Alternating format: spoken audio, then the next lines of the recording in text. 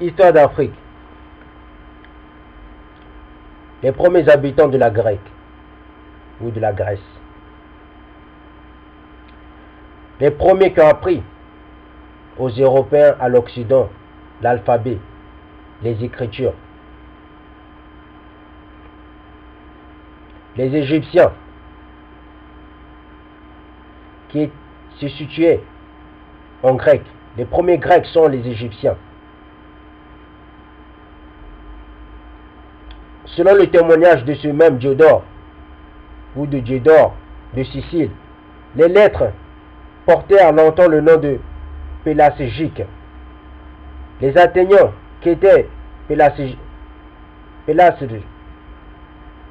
d'origine, furent les derniers d'entre les Grecs à adopter la nouvelle langue et le nouvel alphabet, quoique beaucoup plus commode. Enfin, leur mélange avec les Hellènes, leur liaison suivie avec le reste de la Grèce, les communications fréquentes que leur donna la croisement de leur commerce avec les différents peuples, les travaux de leurs poètes, de leurs historiens, de leurs grammairiens, ayant insensiblement ajouté aux richesses de leur langue et perfectionné leur diction. Les Pélasges de la Thrace, au contraire, étaient restés dans le même pays, entourés de peuplades barbares, dont le commerce ne put introduire que quelques mots étrangers dans leur langue, et ayant dû par ce isolement même conserver plus fidèlement leur usage. Les mœurs et le langage de leur père, ils devaient se trouver à l'époque où vivait Hérodote. Assez de différence entre la langue des Ioniens et celle de ces peuplades pélasges, pour que ce historien ne pût établir tout de suite la ressemblance qu'elles avaient entre elles. On sait d'ailleurs que les anciens connaissaient très peu l'art de comparer les langues pour en découvrir l'analogie.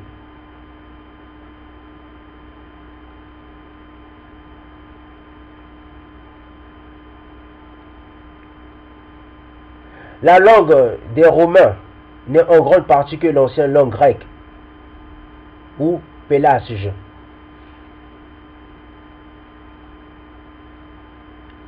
Légèrement altérée, que la plupart des Grecs ignoraient que les mots lépus et putéus fusent des mots grecs d'origine, parce que déjà du temps d'Homère, ils étaient réfugiés dans la langue tyrienne.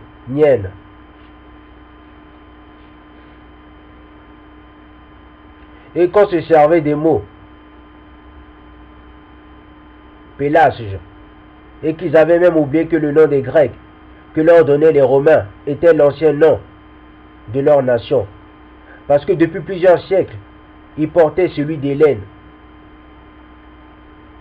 Depuis, l'analogie entre le grec et le latin a été établie par Joseph Scaliger, Somèze et d'autres savants, de la manière la plus frappante. Et elle sera certainement poussée jusqu'à la dernière évidence, à mesure que les fouilles dans les divers pays et le progrès des travaux d'Herculanum procureront un plus grand nombre d'inscriptions, d'ouvrages, et par conséquent une connaissance plus exacte et plus étendue des langues pélasges, éoliennes et doriennes, qui sont les véritables sources de la langue d'Ennius, de Haute, de Salluste, de Cicéron et de Virgile. J'ai dit plus haut que le déluge de Décalion, qui fit périr une partie des habitants de la Grèce, et avec eux beaucoup de monuments écrits, qui fit même abandonner à quelques-unes de ces nations l'usage des lettres, ne consommant pas entièrement la destruction des connaissances. Le déluge de Décalion Vous aurez beau le lire dans les livres. C'est sans doute après avoir exterminé le peuple égyptien qui se trouvait en Grèce, chez les Hellènes. On a camouflé cette histoire dans le déluge, au déluge. C'est comme l'histoire avec l'île de l'Atlantide, qui n'était que la RDC et les 10 tribus d'Israël perdues. Après avoir ramené ce peuple en exil, détruit son histoire, détruit ses technologies avancées, tout détruit de ses connaissances. On a mis ça dans une boîte de Pandore appelée les oubliettes, appelée le déluge.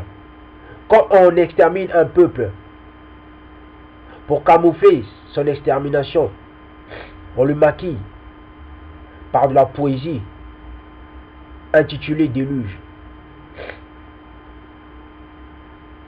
Connaître son histoire, c'est ouvrir les yeux. C'est ne peut être aveugle. C'est marcher avec la tête haute.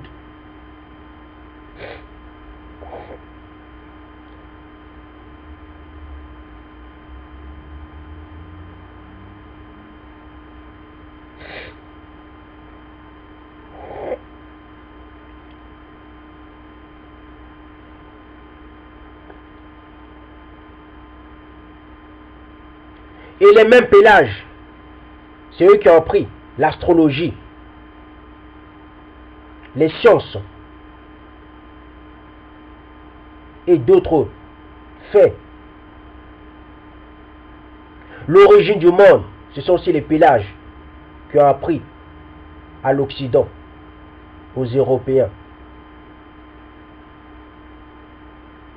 Même que ce soit la langue,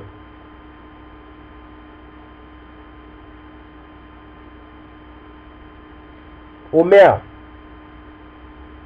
Linus, quand on parle de ce prince, Tamiris, élève de Linus, parle de cette histoire. Orphée, Pronapus et d'autres poètes, même Homère, le père de la littérature européenne, grecque, Occident.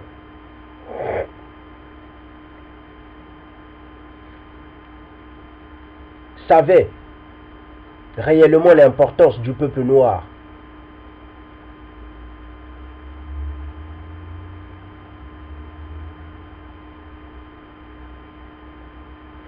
Voilà à quoi sert de connaître son histoire.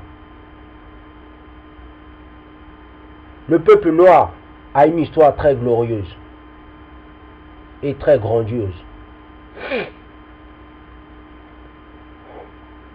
De l'ancienneté de l'usage du papier. Il paraît évidemment que l'invention du papier remonte à la plus haute antiquité, puisqu'on a trouvé des manuscrits égyptiens sur papyrus en écriture cursive. Dès à Thèbes, détruite il y a plus de 2300 ans. Ces manuscrits ont été rapportés d'Égypte par les Français dans la dernière expédition.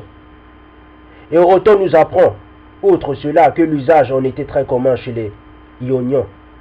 Bien longtemps avant lui, et qu'autrefois le papyrus ayant manqué, ils furent obligés de se servir pour écrire de peaux de chèvre et de brebis. Le papier était employé aussi dans la Grande Grèce en des temps très reculés. Cassius Émina, cité par Pline, raconte au 4e livre de ses annales que c'est Néus Terentius trouva en labourant son champ sur le Janicule un coffre dans lequel étaient les livres de Numa ou d'un ancien romain, écrit sur du papier parfaitement conservé au moyen de feuilles de citronnier. Ces manuscrits étaient contenant la philosophie de Pythagore en 7 livres. et cette autre sur le droit pontifical, selon Lucius Pisson, qui rapporte le même fait dans le premier livre de ses commentaires.